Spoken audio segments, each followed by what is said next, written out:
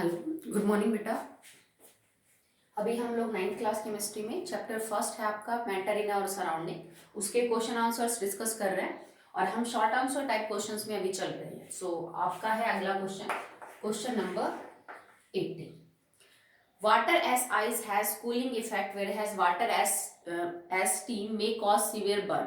Explain the observation। ये क्या कहता है कि अगर आपके पास पानी आइस के फॉर्म में है तो वो ठंडक देता है, जबकि अगर आपके पास पानी in the form of steam है तो वो आपको नुकसान पहुंचाता है, स्किन जला सकता है। उसका रीजन क्या है? बिकॉज आइस की फॉर्म में जब वाटर है तो उसमें एनर्जी कम है, जब वो स्टीम की फॉर्म में होता है तो उसके अंदर बहुत एनर्जी होती है और वो एनर्जी जो है वो हीट की फॉर्म में है, that will burn our skin. Okay, next है क्वेश्चन नंबर 19।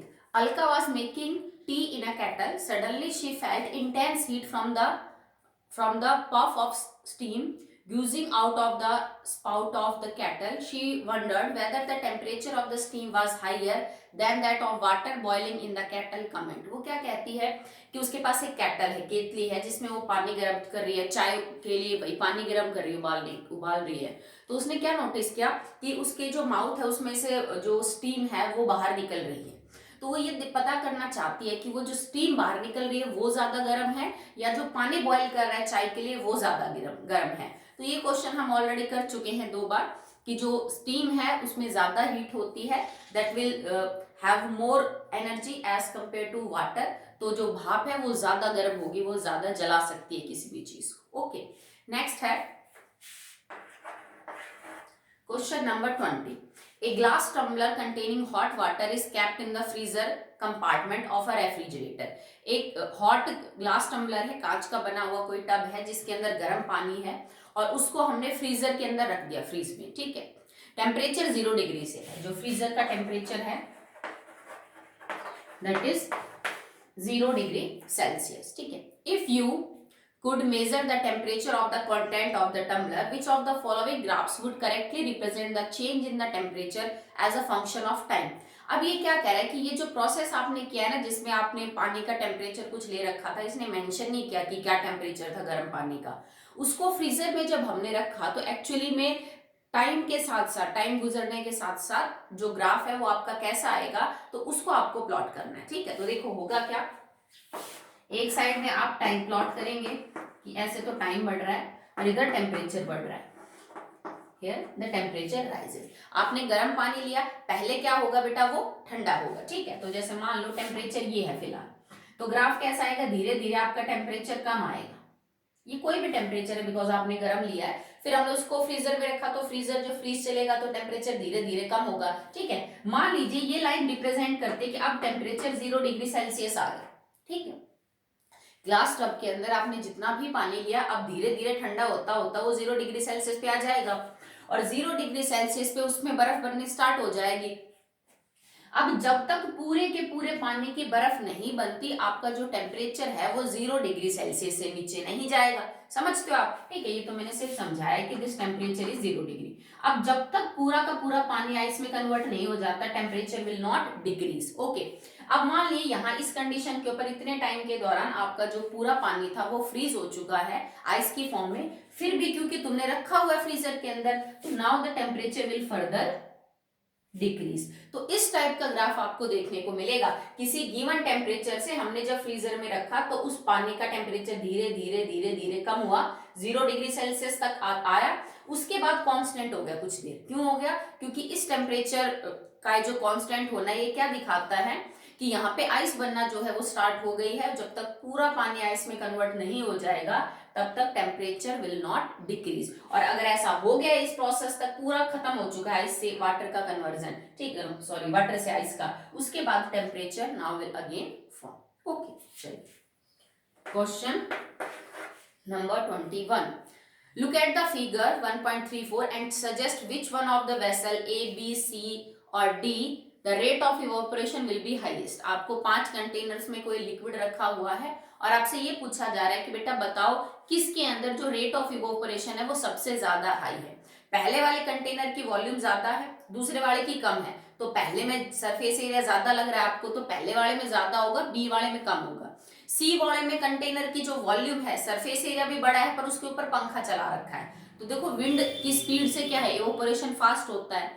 डी वाले कंटेनर को तो हमने ढक रखा है, उसको तो बंद कर रखा है, तो इवोपरेशन उसमें तो नहीं होगा, तो सबसे फास्टर इवोपरेशन होगा इन केस ऑफ सी। आपने वेसल की वॉल्यूम भी अच्छी खासी ले रखी है, उसका सरफेस एरिया ज्यादा है, ऊपर से हमने यहाँ पे फैन भी चला रखा है इसके ऊपर, तो फैन से जो रेट ऑफ इवोपरेशन है वो और ज्यादा हाई होगा। Okay, next is question number 22। ठीक है, 22 है conversion of solid to vapors is called sublimation. Name the term used to denote the conversion of vapor to solid. ठीक है, तो वेपर से सॉलिड के अंदर कन्वर्ट करने, 1 second, conversion of solid to vapor is called sublimation. Name the term used to denote the conversion of vapor to solid. You can vapor से solid के लिए हम sublimation भी use कर सकते हैं, और you can call it as sublimation, no problem. Next is conversion of solid state to liquid state is called fusion. ठीक है, जब हम सॉलिड से हीट करके लिक्विड में बनाते हैं, that it is known as fusion. But what is meant by latent heat of fusion? तो लेटेंट हीट ऑफ फ्यूजन क्या है? लेटेंट हीट ऑफ फ्यूजन किसको बोलेंगे? फ्यूजन प्रोसेस है बेटा जिसमें हम सॉलिड से लिक्विड के अंदर किसी चीज को कन्वर्ट करते हैं। जैसे मान लो आइस की है, आइस को आपको पानी में कन्वर्ट करना हो, तो आइस के लिए लेटेंट हीट ऑफ फ्यूजन क्या होगा? 1 किलो बर्फ को आपको कितना हीट करना पड़ता है ताकि वो पानी में कन्वर्ट हो जाए, वो जो एनर्जी वो एब्सॉर्ब करेगी ice, 1 kg ice, so that it may convert into liquid is known as the latent heat of fusion for ice. अगर कोई दूसरा solid substance है तो उसके लिए वो हो जाएगी, मतलब 1 किलो आपका जो substance है वो कितनी एनर्जी एब्सॉर्ब करता है अपनी सॉलिड से लिक्विड स्टेट में कन्वर्ट होने के लिए, that is known as the latent heat of fusion. अगर यही चीज वो पूछता लेटेंट हीट ऑफ वेपोराइजेशन, तो हम बोलते कि कितना liquid for 1 kg energy supply करवा रहा है, एनर्जी एब्सॉर्ब कर रहा है to convert into the gaseous state. Okay, चलिए नेक्स्ट आपका question number 23। You are provided with, अब यहां से long answer type question start होते हैं। You are provided with the mixture of naphthalene and ammonium chloride. आपके पास दो चीजों का मिक्सचर है, नैफ्थलीन प्लस में अमोनियम क्लोराइड, ये दोनों ही सब्लिमेशन शो करते हैं। ठीक है, तो इनको हम उस तरीके से तो सेपरेट आउट नहीं कर सकते हैं, एक का सब्लिमेशन हो दूसरे का नहीं हो। Suggest an activity to separate them with the help of label diagram. ये क्या कहता है बेटा? दो सब्लिमेशन करने वाले जो आपके पास कंपाउंड है वो है, दोनों का मिक्सचर बना दिया आपने, अब आप इन दोनों को सेपरेट करके दिखाइए। ठीक है, तो आप यहाँ पे इनकी सॉल्युबिलिटी के आधार पे इनको अलग अलग कर सकते हो, क्योंकि सब्लिमेशन तो दोनों का साथ होगा, वेपर दोनों के बन जाएंगे, दोनों के ही वेपर ठंडा करने पे सॉलिडिफाई हो जाएंगे। ठीक है, हमें यहाँ पे क्या ध्यान रखनी है, that naphthalene insoluble in water. Naphthalene जो होता है it is insoluble in water, insoluble in water, but it is soluble in ether. Ether के अंदर तो इस ईथर या फिर जो ऑर्गेनिक कंपाउंड है उनके अंदर तो ये सॉल्युबल होता है, but it is not soluble in the water and it is volatile at room temperature. Volatile का मतलब क्या होता है कि ये रूम टेम्परेचर के ऊपर ही इससे सीधे वेपर बन सकते हैं। जिस सब्सटेंस के वेपर बन सकते हैं उसको हम वोलेटाइल बोलते हैं। ठीक है, जबकि जो अमोनियम क्लोराइड है ना, that is soluble in water, ये पानी में घुल सकता है। Okay, so that is soluble in the water. और ये जो वोलेटाइल है, मतलब वेपर तो इसके भी बनते हैं, बट इसके हाई टेम्परेचर के ऊपर क्या बनेंगे बेटा? वेपर बनेंगे। तो आपको करना क्या है, आपके पास मिक्सचर है नैफ्थलीन का और अमोनियम क्लोराइड का, आप उसको क्या करिए, पानी में घोल लीजिए। अब जब पानी में घोलोगे तो पानी में अमोनियम क्लोराइड तो घुल जाएगा उसके अंदर, पर नैफ्थलीन नहीं घुलेगा पानी में। अब ये जो मिक्सचर है पानी, अमोनियम क्लोराइड और नैफ्थलीन का, जिसमें नैफ्थलीन नहीं घुल रहा पानी में, अमोनियम क्लोराइड और वाटर का मिक्सचर बन चुका है, आप इसको छान लीजिए। तो नीचे जो आएगा वो अमोनियम क्लोराइड और पानी होगा, फिल्टर पेपर के ऊपर जो होगा वो क्या हो जाएगा बेटा? नैफ्थलीन रह जाएगा। तो आप नैफ्थलीन को अलग कर सकते हैं और अमोनियम क्लोराइड और वाटर का सॉल्यूशन आपका क्या हो जाएगा? अलग हो जाएगा। ठीक है, पास सॉल्यूशन बचा है that is ammonium chloride and water, इसका बेटा आप इवोपरेशन कर दीजिए, तो अमोनियम क्लोराइड नीचे रह जाएगा और जो पानी है वो भाप बन के, वेपर बन के क्या करेगा? उड़ जाएगा। ठीक है, तो इस मेथड से आप सेपरेट आउट कर सकते हो, that is naphthalene and ammonium chloride को, that both are capable of showing sublimation. ठीक है। Now the next question is, it is question number 24. In a hot summer day, Priyanshi and Ali are wearing cotton and nylon clothes respectively. मतलब प्रियांशी ने तो cotton के कपड़े पहन रखे हैं और अली ने नाइलॉन के. Who do you think would be more comfortable and why? तो एक तरफ कॉटन क्लोथ्स है और एक तरफ नाइलॉन है. नाइलॉन बेटा एक सिंथेटिक फाइबर है और यूजुअली जो आपकी सॉक्स बनी होती है ना, जो उसका जो फाइबर है, थ्रेड है, वो नाइलॉन का होता है सॉक्स. वैसे बाकी कपड़े भी बनते हैं, जैसे पैराशूट की जो रस्सियां वगैरह होती हैं वो भी हम नाइलॉन से बनाते हैं, जुराबें हैं, बाकी चीजें भी बनती हैं. तो एक सिंथेटिक फाइबर है जबकि कॉटन एक नेचुरल फाइबर है. तो समर्स के अंदर कौन कंफर्टेबल होगा? Priyanshi will be more comfortable with cotton clothes, क्योंकि कॉटन जो है वो पसीने का बहुत अच्छा एब्जॉर्बर होता है. ठीक है, नाइलॉन्स में से पसीना अच्छे से एब्जॉर्ब नहीं हो पाता, और जब कॉटन आपका जो स्वेट है वो अच्छे से एब्जॉर्ब करेगा तो उसको कपड़ा गीला होगा और वो बाहर एटमॉस्फेयर के कांटेक्ट में होगा, उसका इवोपरेशन होगा, एंड इवोपरेशन की वजह से यू फील कूलिंग.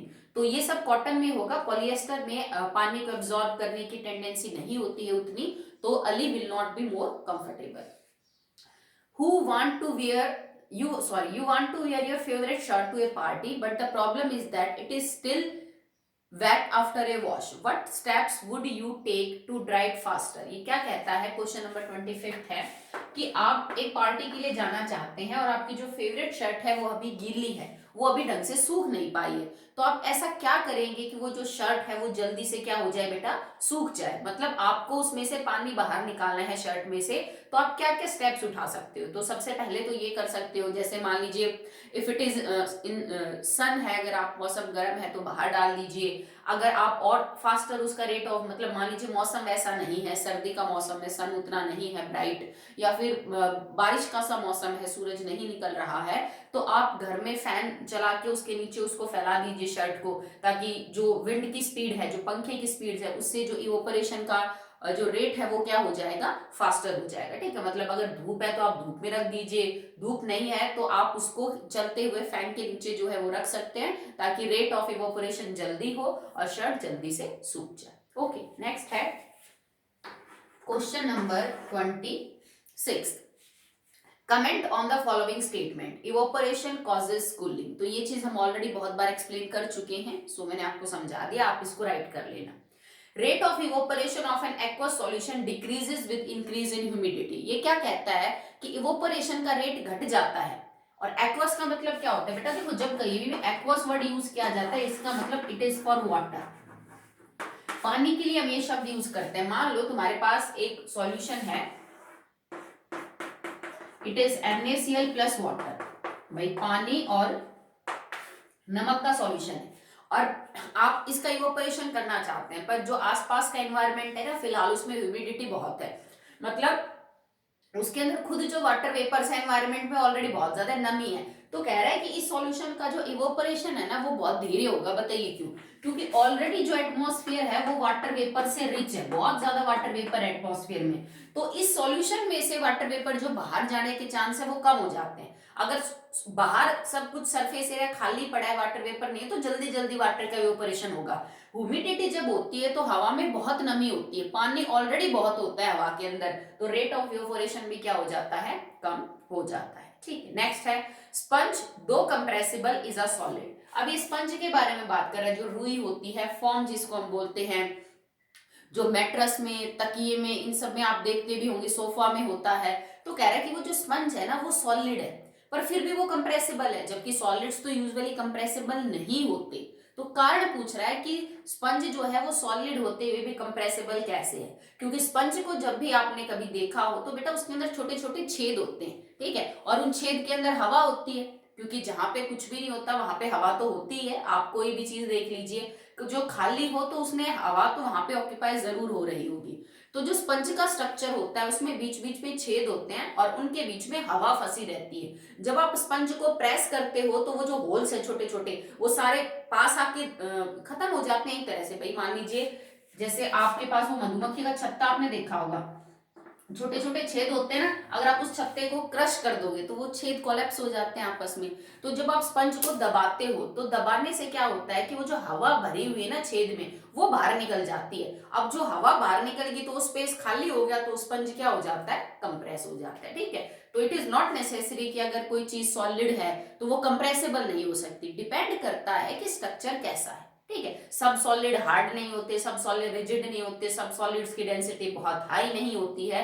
तो इसी तरह से सब सॉलिड्स नॉट कंप्रेसिबल भी नहीं है, कुछ को आप कंप्रेस कर सकते हो।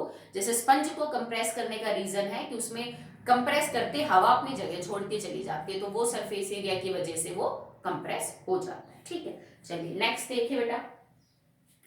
अगला क्वेश्चन है question number 27, why does the temperature Question 27. Why does the temperature of a substance remain constant during its melting or boiling point? ये क्या कहता है कि मान लीजिए आप पानी के केस में ही पानी को बॉईल कर रहे हो 100 डिग्री सेल्सियस पे, आइस को मेल्ट कर रहे हो 0 डिग्री सेल्सियस पे, तो आपने जितनी भी बर्फ ले रखी है, तुम्हारे पास 1 किलो बर्फ और 0 डिग्री सेल्सियस पे टेम्परेचर है, ठीक है, और तुम उसको बाहर धूप में ही रख रहे हो या फिर हीट कर रहे हो, चलो हीट कर रहे हो आप उसको, तो जब तक चाहे तुम नीचे से गर्मी दिए जा रहे हो, पर जब तक पूरी आइस पिघल के पानी में कन्वर्ट नहीं हो जाएगी तब तक उसका टेम्परेचर 0 डिग्री सेल्सियस ही रहेगा। हालांकि तुम नीचे से गैस ऑन करके रखकर उसको गर्मी मिल रही है। इसी तरह से जब पानी उबलने लग जाता है तो टेम्परेचर 100 डिग्री सेल्सियस है, उसके बाद भी अगर आप गैस को ऑन रख रहे हो स्टिल एनर्जी जा रही है, हीट जा रही है, पर पानी का टेम्परेचर 100 डिग्री सेल्सियस से ऊपर नहीं बढ़ेगा। ठीक है, तो ये रीजन पूछ रहा है ऐसा क्यों होता है कि बॉइलिंग पॉइंट के ऊपर और फ्रीजिंग या मेल्टिंग पॉइंट पे टेम्परेचर राइज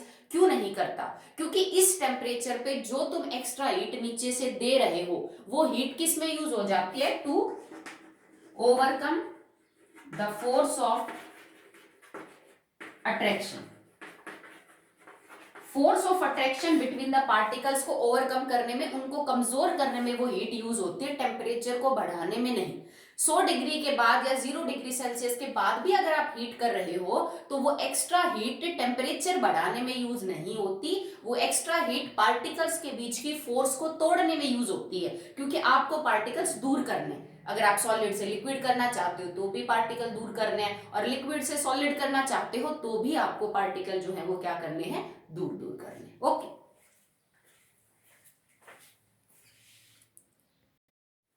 आगे जो क्वेश्चंस दे रखे हैं बेटा that is questions for practice, तो ये एमसीक्यू टाइप क्वेश्चंस हैं, 5 है, आप कर लीजिएगा इनको प्रैक्टिस, या आपका होमवर्क समझ लीजिए एक तरह से कि question for practice section A या आप खुद अटेम्प्ट करेंगे, आसान है, आप कर सकते हो।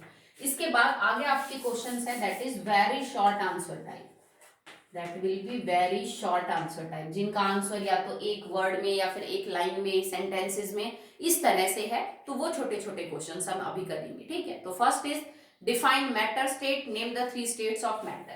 तो पहला क्वेश्चन है मैटर क्या होता है, तो matter is something that occupy space, have मास। ठीक है, और मैटर की हम 3 स्टेट्स मानते हैं, solid, liquid and gas. Okay, second, what are the characteristics of matter, तो मैटर की कैरेक्टरिस्टिक्स क्या क्या होती है बेटा, दे आर कॉन्टिन्यूअसली मूविंग, भाई मैटर और पार्टिकल, कैरेक्टरिस्टिक ऑफ मैटर। ठीक है, तो मैटर की कैरेक्टरिस्टिक क्या होती है, इट्स नॉट पार्टिकल, तो मैटर में मैटर स्पेस ऑक्यूपाई करता है, मैटर के अंदर जो है वो मास होता है। ठीक है, मैटर को हम महसूस कर सकते हैं अपनी किसी भी 5 सेंसेस में से किसी एक से, हम उसको छू के, देख के, सूंघ के महसूस कर सकते हैं।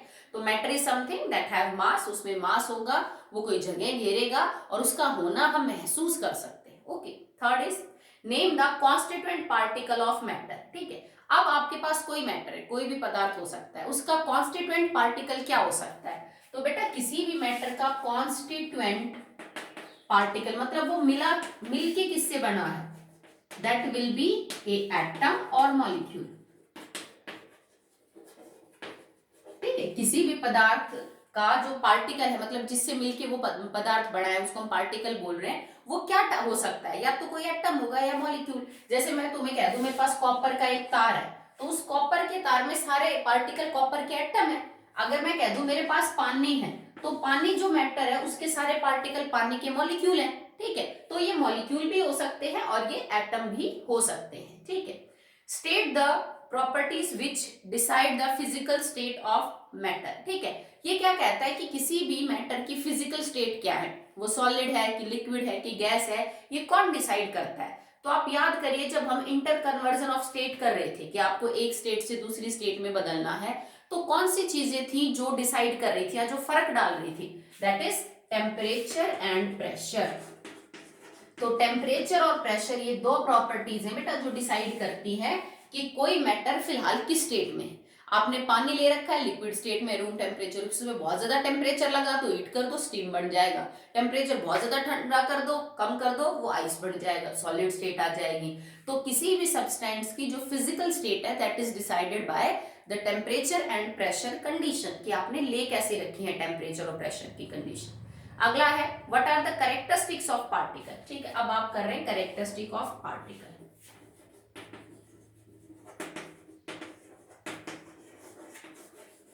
तो पार्टिकल्स की कैरेक्टरिस्टिक क्या है भाई, जिनसे मिलके एक्चुअली में मैटर बने हैं। पार्टिकल्स लगातार मोशन में होते हैं, वो कभी रुकते नहीं है, गैस के बहुत ज्यादा घूमते हैं, लिक्विड के थोड़े कम और सॉलिड के सिर्फ वाइब्रेशनली मोशन शो करते हैं। Matters have inter particle force, उनके बीच में फोर्स होती है चाहे कम या ज्यादा। Particles have inter particle space, okay, तो उसमें स्पेस भी होता है, सॉलिड में कम, बाकी सब में क्या होता है थोड़ा ज्यादा होता है। ठीक है, एंड और दे आर कॉन्टिन्यूसली मूविंग, बस आई थिंक इतना ही है। ठीक है, तो मैटर जो है दे आर एक्सट्रीमली स्मॉल, कि पार्टिकल जो है उनका साइज बहुत ही छोटा होता है, they are not easily visible by our naked eyes, आप उनको नॉर्मल माइक्रोस्कोप से भी नहीं देख सकते हो, आपको एक अल्ट्रा माइक्रोस्कोप लेना पड़ेगा तब वो विजिबल होंगे। लगातार मोशन में होते हैं, उनके बीच में इंटर पार्टिकल फोर्स होती है और इंटर पार्टिकल स्पेस होता है। Okay, now the question number 6, liquid light and sound are not consider to be matter, why. आप रोशनी को और आवाज को मैटर नहीं बोल सकते, क्यों? क्योंकि ना इनमें वजन है ना ये कोई जगह घेरती है, जबकि आप आवाज को फील कर सकते हो, आप लाइट को फील कर सकते हो, बट ना ये कोई जगह ऑक्यूपाई करती है, ना इनमें कोई मास है, that's why they are not matter. Which physical state has maximum kinetic energy out of solid, liquid and gas? ठीक है, तो क्या कह रहा है कि कौन सी स्टेट है जिसकी काइनेटिक एनर्जी सबसे ज्यादा है, मतलब पार्टिकल सबसे ज्यादा वेलोसिटी से किस में मूव करते हैं। So gaseous state has maximum kinetic energy. Why is boiling a bulk phenomena? Bulk phenomena का मतलब होता है जिसमें पूरी चीज हिस्सा लेती है, उसको हम बोल देते हैं बल्क। जैसे मान लो एक क्लास के अंदर कोई कंपटीशन हो, कोई क्विज कंपटीशन हो, और उसमें से क्लास में से 10 बच्चे पार्टिसिपेट कर रहे हैं, बाकी 20 नहीं कर रहे हैं, तो that is not a bulk phenomena कि 10 बच्चे ने पार्टिसिपेट किया, 20 बैठे हैं। बल्क फिनोमिना ये होता है, मान लीजिए कोई स्पोर्ट्स एक्टिविटी हो, उसमें पूरी क्लास इन्वॉल्व हो रही हो, सारी क्लास पार्टिसिपेट कर रही हो, तो हम बोलेंगे it is a bulk phenomena, पूरी क्लास पार्टिसिपेट कर रही है।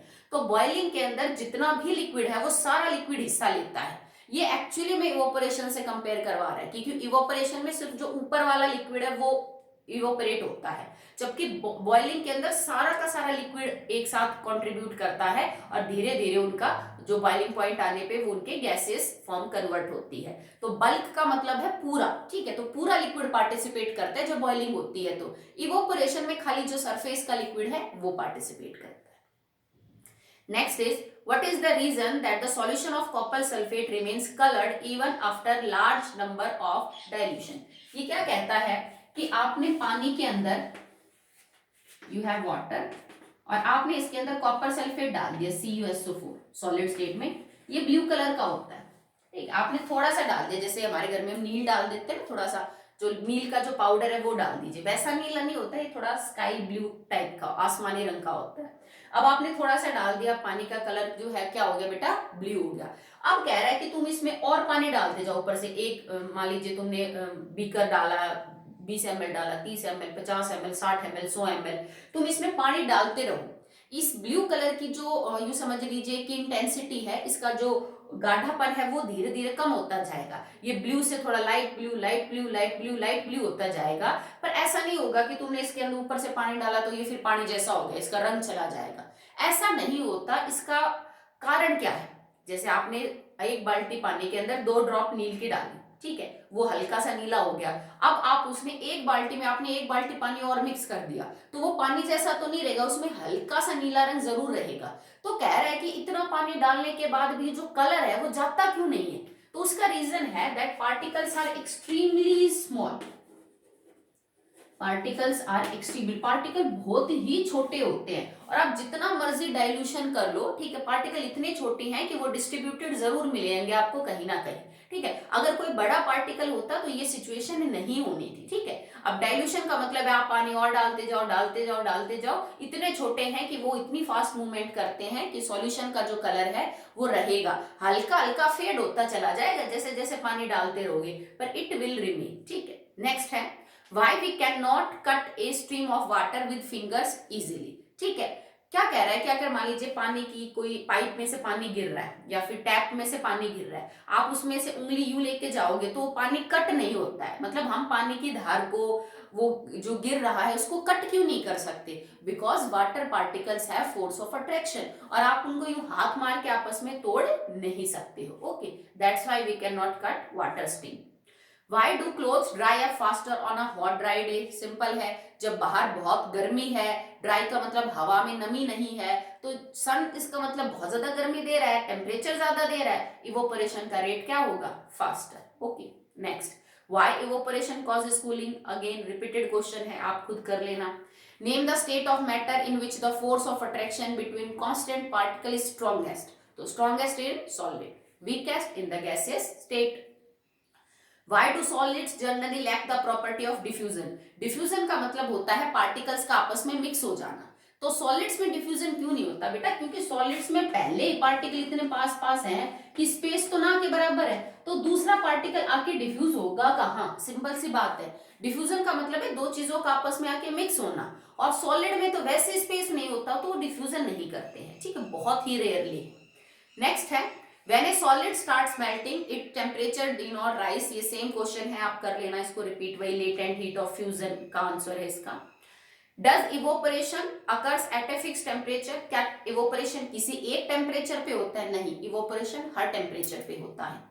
What happens when you pour some acetone on your palm? अगर हम अपनी हथेली पे कोई ईथर एसीटोन डालेंगे तो क्या होगा, तो हमारा हाथ ठंडा महसूस होगा, क्यों, क्योंकि हमारे हाथ की गर्मी को लेके एसीटोन के वेपर बनेंगे, ठीक है, मतलब एसीटोन लिक्विड ने हमारे हाथ से गर्मी ली, उस गर्मी से उसके वेपर बने, तो हमारे हाथ से कुछ गर्मी कम हुई, इसका मतलब हमको थोड़ा सा कोल्ड का सेंसेशन जो है वो फील होगा, ठीक है। तो आज हमने बचे हुए शॉर्ट आंसर टाइप किए, क्वेश्चन फॉर प्रैक्टिस आपका होमवर्क है, आप कर लेना, और अभी मैंने आपको वेरी शॉर्ट आंसर टाइप जो क्वेश्चन है 17 वो करवा दी, ठीक है।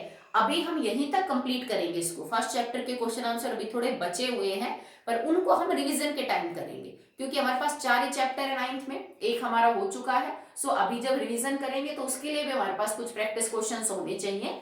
तो फॉर फर्स्ट चैप्टर आपका जो काम है वो आज के लिए इतना ही, आपका राइटिंग का काम आप कंप्लीट कर लेना, मैं कल से सेकंड चैप्टर जो है वो स्टार्ट करूंगी, okay, that's all for the day.